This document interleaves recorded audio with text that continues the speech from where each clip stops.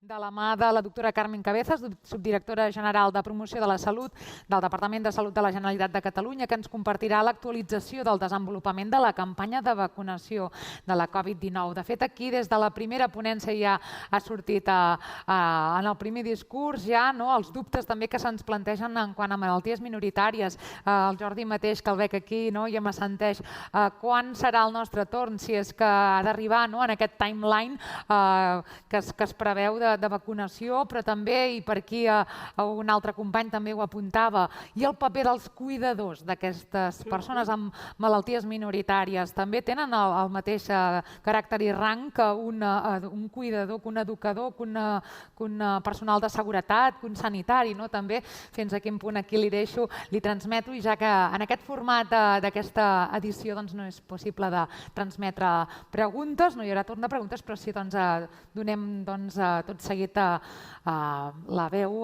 des d'aquest faristol a la doctora Carmen Cabezas. Endavant, moltíssimes gràcies per ser-hi. Doncs moltíssimes gràcies a vosaltres per la possibilitat de compartir aquests moments amb vosaltres. Posaria en la primera diapositiva.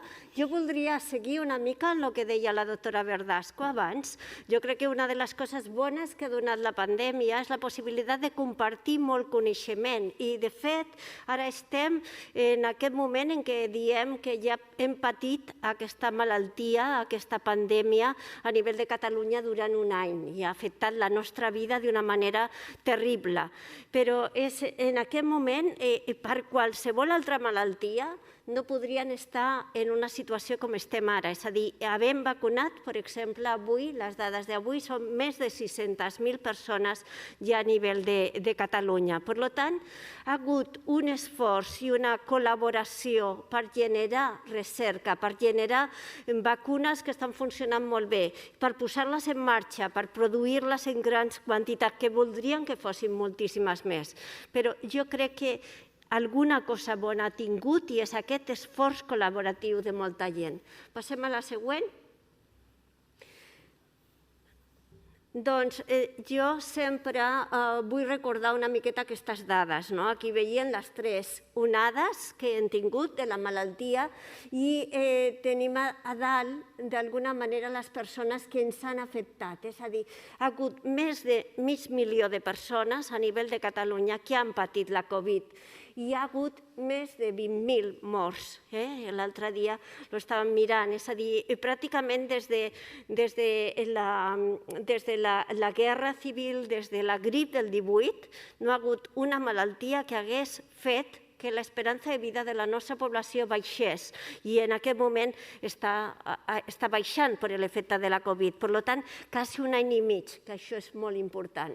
Llavors, també aquí veieu que estem baixant en la tercera onada, però que en els darrers dies estem estabilitzats. Segurament heu sentit aquest missatge en aquests dies. Per tant, no es pot baixar la guàrdia. És molt important estar aquí i fer un esforç de tots nosaltres. Cadascú de nosaltres pot fer un esforç per fer, d'alguna manera, una resposta cap a la població.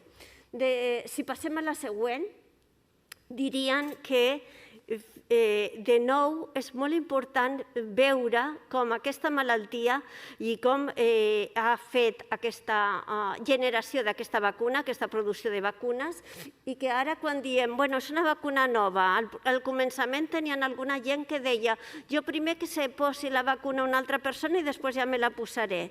I en molt pocs mesos, des de desembre pràcticament, ja s'han posat la vacuna 225 milions de persones a nivell mundial. És a dir, ja hi ha moltes persones. I fixeu-vos com el mapa és un mapa desigual. És un mapa en què hi ha països que estem ja posant forces dosis de vacuna i malgrat sempre dient que voldrien tenir moltes més dosis per arribar a tota la població de seguida, quan veiem què passa en països d'Àfrica, quan veiem què passa en països pobres d'Àsia, etc., frontera veiem que pràcticament estan buits, que no han rebut cap dosis de vacuna.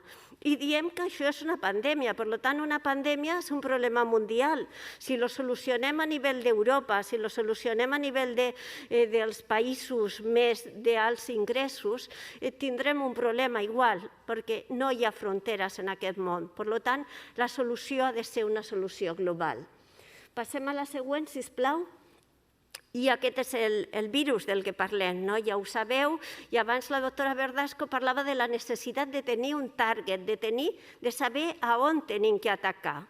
Llavors aquí ho sabem, perquè el coronavirus, que és aquest virus que té aquesta forma de corona, la forma de corona li dona una proteïna que té en la seva superfície, que té com una forma d'espícula.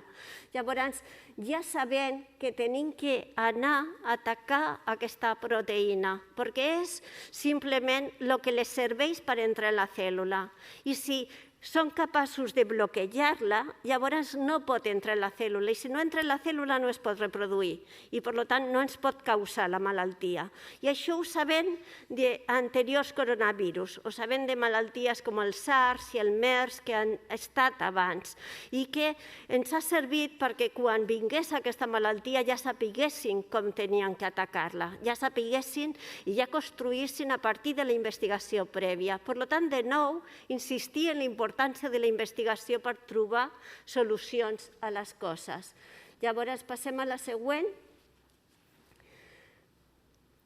I llavors tindríem que hi ha molts tipus de vacunes, però bàsicament totes el que fan és produir o introduir en la vacuna el que són les instruccions per generar, perquè el nostre propi cos fabriqui aquesta proteïna S i perquè després nosaltres, en els nostres anticossos, en la nostra resposta cel·lular, puguem contrarrestar-lo. Llavors, mai les vacunes tenen tot el virus per res, només tenen una sèrie d'instruccions curtes que codifiquen aquesta proteïna. Per tant, això és molt important. Passem a la següent. Diríem que tenim, i segurament han estat escoltant el nom d'aquestes vacunes, la de BioNTech Pfizer, la de Moderna. Aquestes comparteixen això de que utilitzen aquesta tecnologia d'ARN missatger. Llavors, són vacunes relativament noves, com vacunes són noves, però porten més d'una dècada de recerca en càncer i també s'estaven estudiant per la grip i per altres malalties. El fet de tenir una pandèmia mundial ha fet que tot s'avanci i no es deixi de fer res, però s'hi han fet les fases de la investigació d'una manera solapada i, per tant, se pot anar avançant. Llavors, en aquesta també tindrien una nova, que és la de CureVac, que s'està estudiant. Després tindrien les de vectors vírics. Aquí, de nou, són instruccions per fer aquesta proteïna S, però van una miqueta diferent. Van vehiculitzades en un virus d'un refredat comú. Llavors, aquestes són la d'AstraZeneca en la Universitat d'Oxford, que també hauran sentit perquè l'estem utilitzant, i la de Janssen, que avui l'estan aprovant en Estats Units i que esperem que molt aviat l'aprovin també a Europa. De fet, una part d'aquesta vacuna es fabricarà aquí, a Sant Joan d'Espí, i per tant la tindrem a prop.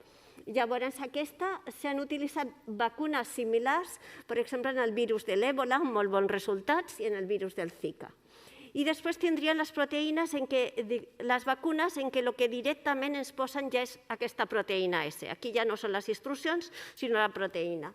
Llavors, això van una miqueta més lentes i tindria la de Sanofi GSK, que encara tardarà uns mesos, i la de Novavax, que també l'estan estudiant per introduir-la. I aquí normalment utilitzem aquest tipus de vacunes, per exemple, en la grip, en l'hepatitis A, en l'hepatitis B. És a dir, és una tecnologia una miqueta més clàssica. Passem a la següent.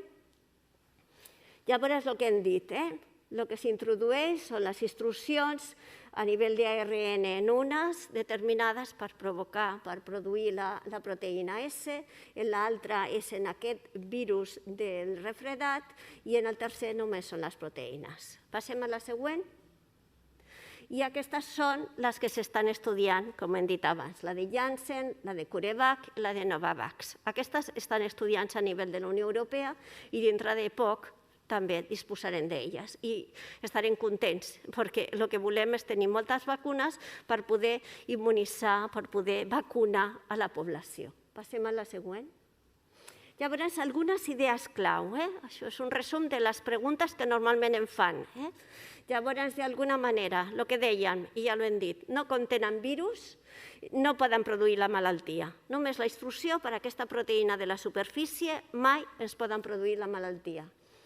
S'han seguit totes les fases de l'experimentació. L'única cosa és que s'han solapat. És a dir, primer fem una part d'investigació preclínica, tenim que identificar aquest target, i aquí ja ho sabien, el previ, tenim que fer estudis en animals i després tenim que fer estudis en humans. Els estudis en animals han partit dels previs i s'han fet, però petits. Després s'han fet els estudis en voluntaris en diverses fases, però s'han anat fent simultanis en el temps. Els estudis ja, els darrers, que són els de fase 3, s'han fet un en 30.000 persones, l'altre en 40.000 i l'altre també entre 20.000 en un lloc i 20.000 en un altre. Per tant, són estudis grans per fase 3. Llavors, tots ells han mostrat molt bons resultats. El que hem dit, més de 225 milions de dosis de vacunes administrades a nivell internacional. Normalment, en vacunes, fas els estudis clínics i després comences a aplicar en la població. I dius, quan estàs segur dels efectes més estranys, dels efectes més rars? Doncs quan almenys l'has provat en 3 milions de persones. Fixeu-vos que aquí l'hem provat o l'han utilitzat ja més de 225 milions de persones. Quan es van dir que es buscaven les vacunes, es van dir volem vacunes que almenys siguin capaços d'evitar els casos en un 50% de les ocasions. I el que ens hem trobat és que són molt millors. Algunes d'elles en 95% dels casos, altres una miqueta menys, però quan s'hi allunyen les dosis arribes a evitar quasi més del 80% dels casos o dels casos més greus en totes elles. Per tant, eficàcia molt alta i efectivitat real provada. Ja tenim dades, per exemple, d'Escòcia, amb milions de persones que mostren molt bons resultats, dades d'Israel, que és el país que més ha vacunat a més del 50% de la seva població, amb dades boníssimes en quant a prevenció de casos, en prevenció d'hospitalització, en prevenció de morts. I tenim també dades de Catalunya, que ara compartiré amb vosaltres. Després, podem saber, o sabem ja, que a partir de 2 o 3 setmanes de posar la primera dosis ja comencem a observar el seu efecte, però que l'efecte és major a partir d'1 o 2 setmanes de la segona dosis, perquè no l'hem dit, però totes aquestes que tenim fins ara són de 2 dosis. La de Janssen, quan s'aprovi, serà d'una dosis, i això també és molt més fàcil.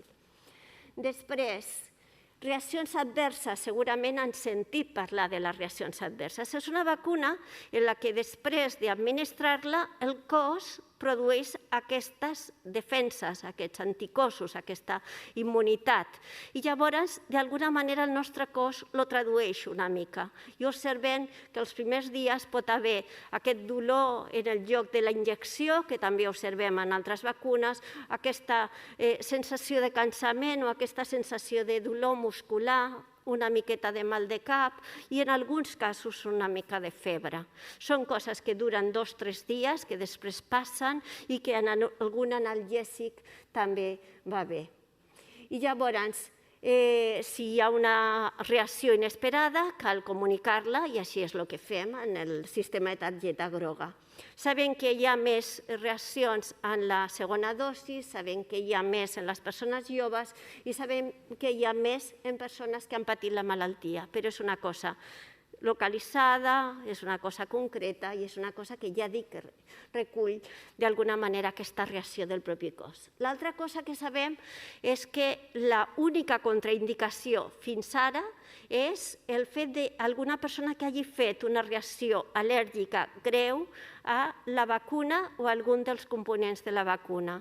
Tot el que més són simplement alguna precaució perquè potser en els estudis, en els assajos clínics, moltes vegades no incluïm a l'inici, per exemple, persones embarassades o no incluïm a l'inici persones amb immunosupressió. Això vol dir que les persones amb immunosupressió no la poden rebre? No, sí que la poden rebre i justament és un factor de risc per la malaltia. El que passa és que segurament faran una reacció una miqueta més lleu, però es pot administrar perfectament. Seguim? Llavors, aquests són els nostres escenaris. Encara estarien en aquest primer escenari, en què tenim poca disponibilitat per la necessitat que tenim. Per tant, tenim que anar a grups altament prioritaris i concentrar alguns punts de vacunació, malgrat estem entrant ja en l'escenari 2, en què augmenta una miqueta aquestes dosis i, sobretot, ja han apropat la vacunació cap a l'atenció primària. I apropar-la cap a l'atenció primària fa que pràcticament estiguem en quasi 400 punts del nostre territori. Hi haurà un escenari 3, una etapa 3, quan ja anem cap a població general, perquè aquí volem canviar la situació, volem tornar a febrer del 2020 o una miqueta abans, volem tornar a estar tots junts, sense mascareta i a prop els uns dels altres, perquè aquest factor emocional és enormement rellevant per la nostra vida. I, per tant, necessitem que fer arribar la vacunació almenys al 70% de la nostra població. Passem a la següent. Llavors diríem que tenim aquestes 3 vacunes i aquestes 3 vacunes en aquest moment, com hem dit, han vingut apareixent en un moment determinat. Algunes necessiten ultracongelació, algunes necessiten congelació. Quan les descongeles només duren 5 dies, altres no les pots traslladar quan ja estan descongelades. És a dir, són vacunes complexes de maneig.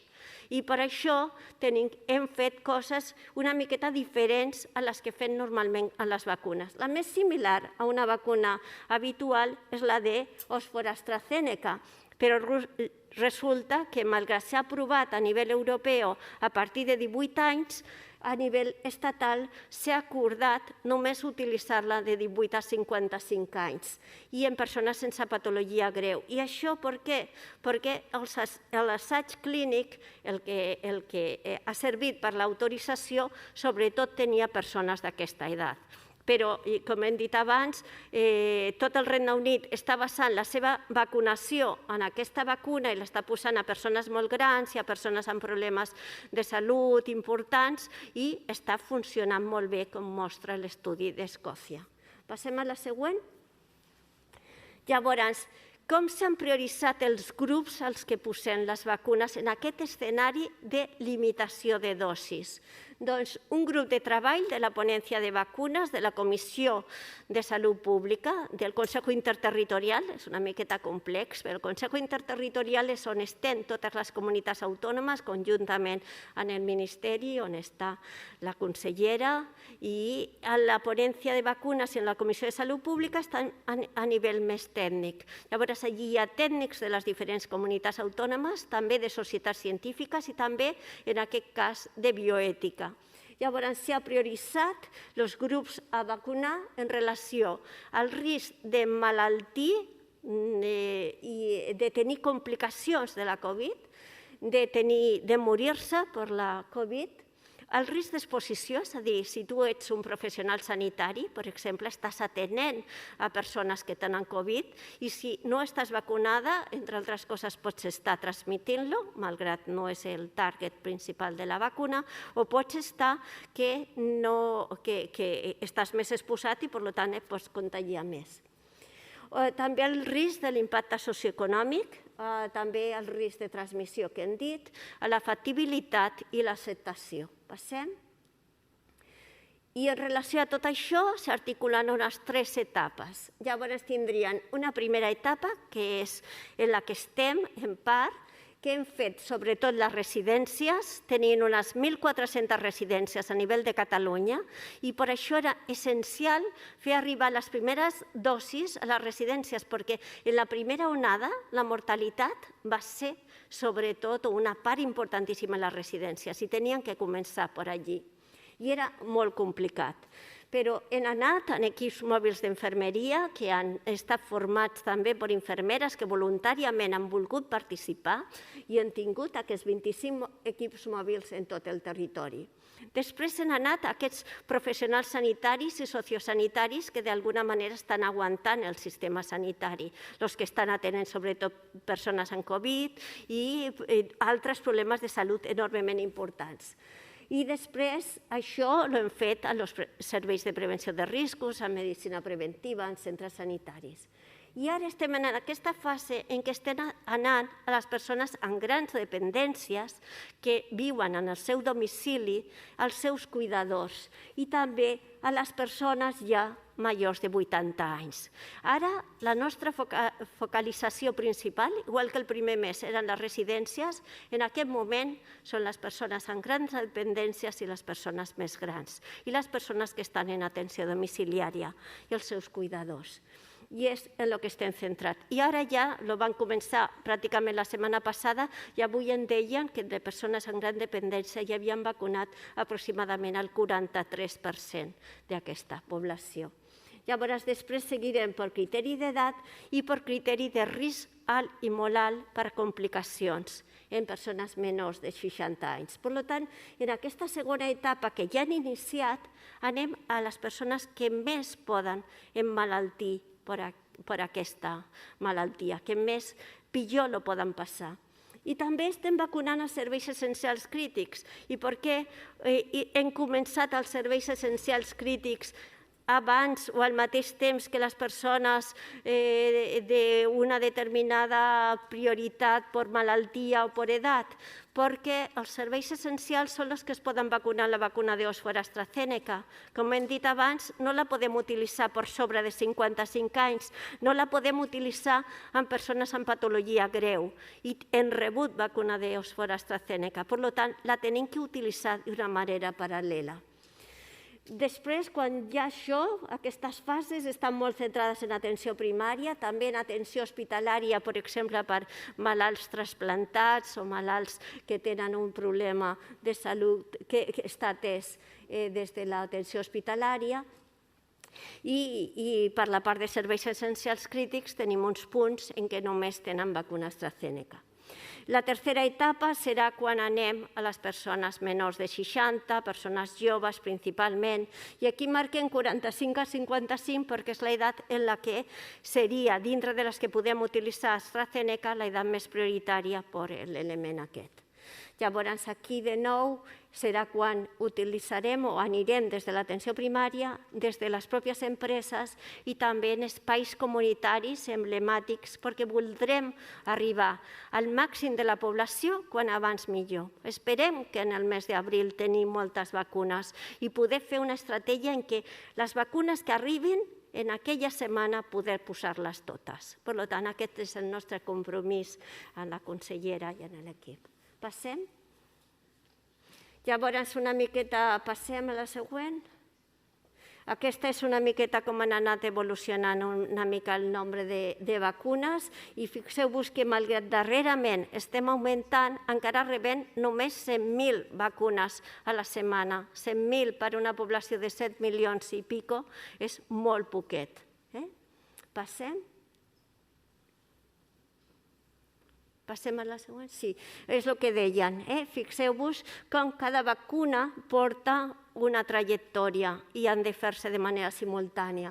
La vacuna de Pfizer-BioNTech és la que han utilitzat per a les residències, per als centres sanitaris, i és la que estem utilitzant per a les persones amb gran dependència, per a la població de risc alt i molt alt en relació a l'edat o en relació a les patologies. La vacuna de Moderna també hem vacunat a nivell dels hospitals i vacunarem en ella, que és molt similar a la de Pfizer-BioNTech, som primes germanes, cosines germanes, vacunarem en ella a persones amb patologies greus controlades des del centres hospitalaris, sobretot. I la vacuna d'Oxford, AstraZeneca, doncs, com està limitada per aquesta edat, per ara estem fent serveis essencials crítics i després farem la població general. Si es treu aquesta limitació d'edat, ampliarem el seu ús i llavors podem fer més, lligar-nos als altres grups. Seguim a la següent. Llavors aquesta també la passem. I llavors els objectius de la vacunació és assolir d'alguna manera la immunitat de grup al voltant de l'estiu, utilitzant al màxim les dosis que ens vagin arribant. La consellera, el doctor Argimon, sempre diem que el millor lloc per una vacuna ja és en el braç de la persona, que és ja on genera la seva resposta. Per tant, el nostre compromís és arribar a la immunitat de grup al voltant de l'estiu utilitzant totes les dosis que puguem tenir. Passem. I llavors aquests són on tenim els punts d'AstraZeneca, on tenim els punts de distribució de Pfizer, però al final estem en tota l'atenció primària i en tots els hospitals de Catalunya. Passem. Llavors, això ho hem dit, l'equip, anem també als domicilis i també anem als centres de dia. Els centres de dia fent les persones amb dependència, no només les de grau 3, sinó les de grau 2 i 1 que van als centres de dia i els cuidadors, tant formals o informals, un per persona, normalment. Un de cada tipus. Passem al següent. I això és compartir el que deien, hem posat fins avui 614.261 vacunes. Això indica que el 5,5% de la població de Catalunya ja té almenys una dosis i que un 2,4% té les dues dosis. Que hem assolit cobertures en residències geriàtriques de més d'un 93% de la primera dosis i d'un 84% a la segona dosis. Passem a la següent, que en principi són una miqueta les cobertures i això encara no està. Això és d'abans d'ahir i, per tant, no està actualitzat als grups, els números que tenim en aquest moment, però aquest matí m'han dit això, que tenim el 43% ja de les persones que tenen una gran dependència ja vacunada. Passem al següent. I això també és en diversos col·lectius de serveis essencials. Passem. Llavors, jo el que volia compartir sobretot és com són els resultats. Llavors, veiem que ja en persones residents en residències, ja 12 dies després de la primera dosis, ja disminuïa claríssimament la taxa d'aparició de casos. També en el personal de les residències. També que si comparem les persones que estaven en les residències en relació a les persones que encara no havia pogut arribar la vacunació perquè estaven en el domicili, la incidència, el nombre de casos és molt menor. És a dir, en les residències havien aconseguit un entorn protegit per la infecció i també per als ingressos. Passem a la següent. Això és com baixen el nombre de casos. Fixeu-vos que és una davallada increïble, el nombre d'ingressos, el nombre de morts. Baixa entre un 80 i un 90%. Pràcticament hem començat la vacunació el 27 de desembre, és a dir, no ha fet, demà farà 2 mesos que hem començat la campanya. Passem a la següent. I això és el mateix en la mortalitat, és una gràfica una miqueta complexa, però quan passen els 12, 13, 14 dies de l'inici de la vacunació ja podem observar aquesta davallada en nombre de morts. Passem. I això és el mateix en el nombre de casos, en el nombre de morts. Seguim. I aquesta a mi m'agrada molt i és el fet que si podem aconseguir com una espècie d'immunitat de grup en l'entorn de la residència i observem que quan més del 70% dels residents estan vacunats, observem que el nombre de casos disminueix moltíssim. És a dir, en vermell estarien les residències que potser estan encara en brot o en casos o el que sigui i que encara no han pogut assolir aquest 70%, i en verd estan les que tenen un 70% 30% o més, i veiem que el canvi és molt, molt important. Per tant, podem aconseguir aquest entorn protegit en un entorn que ha patit tant a la malaltia. Passem. I això és també per als sanitaris, i l'última d'aquest tipus, una de les últimes, passem a la següent. Aquí és com baixen els casos també en relació als sanitaris que ja porten les 2 dosis. I passem a la següent, i aquí també és el mateix, com baixa la incidència quan ja estan vacunats. Passem, o en relació als no sanitaris. Llavors, en relació al grup 4, el de les persones amb gran dependència, estem vacunant les persones, amb grau reconegut de dependència 3, en grau 2 i 1 que acudeixen als centres de dia, les persones en programes d'atenció domiciliària, les que estan en procés de reconeixement de la dependència. Estem també mirant les persones amb dependència, sobretot els infants i els seus cuidadors, i en relació als cuidadors estem vacunant els dels centres de dia, els altres cuidadors remunerats i els cuidadors informals de persona amb gran dependència, que en el cas de que sigui una persona adulta seria una persona per persona dependent, i en el cas de que sigui per un infant estem intentant o vacunant els 2 progenitors. Això comença a partir d'ara, perquè fins ara estem identificant el cens, ara ja ho tenim identificades un nombre, em sembla que al voltant de 2.000 persones, infants d'aquesta situació, i estem identificant una miqueta els seus cuidadors. Passem a la següent i ja estem acabant. Aquí vacunaríem en relació als cuidadors si són menors de 55 anys en la vacuna d'Oxford AstraZeneca, de totes les persones majors, i el que és la persona que té la dependència en la vacuna de Pfizer. Passem a la següent i tenim aquestes instruccions per a aquesta vacunació. La següent. I simplement també dir que som conscients d'aquestes recomanacions que s'han fet a nivell europeu de les vacunacions en les persones en l'entorn familiar, els progenitors de les persones que tenen malalties minoritàries, i que estem en aquest tema i estem treballant per fer-lo possible. Passem a la següent.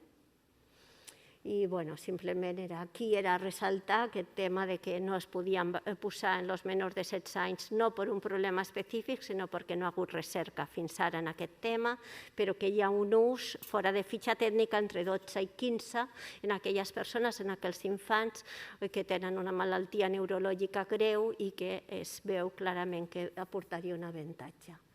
I ja per últim, recordar que tenim en la pàgina web molta informació per a la ciutadania, següent, molta informació també per als professionals, i la darrera, que té unes idees clau, és simplement que les vacunes van arribant i es van administrant a la població en els grups prioritaris a mesura que van arribant el més ràpidament possible, que tenim més d'un 5% de la població que ha rebut almenys ja una dosis de la vacuna, que tenim molt bones cobertures en residències, en professionals, i que s'han acompanyat de molts bons resultats en salut, que tenim que destacar la tasca dels equips mòbils de vacunació, la tasca dels serveis que han estat implicats en aquesta vacunació, tant els de preventiva, prevenció de riscos, tots els serveis, que el focus en aquestes setmanes són les persones amb grans dependències, les persones grans, i principalment això es fa des d'atenció primària. Després es continuarà pels altres grups d'edat i pels altres grups de risc, bàsicament també des de l'atenció primària, que la diversitat de vacunes i les seves indicacions condicionen la vacunació simultània de diverses persones i de persones que potser tenen menys risc, però és a les que podem posar l'altra vacuna, i, per exemple, aquí són els serveis essencials crítics, que tot el sistema sanitari està volcat en la campanya de vacunació, els hospitals, ara també en les persones trasplantades, salut laboral, amb professionals sanitaris, serveis essencials, etc. I que estem fent-lo d'una manera molt col·laborativa des de totes les unitats del Departament de Salut i el CatSalut i també a través dels serveis que estan fent tota la distribució de vacunes. I això era bàsicament el que volia compartir.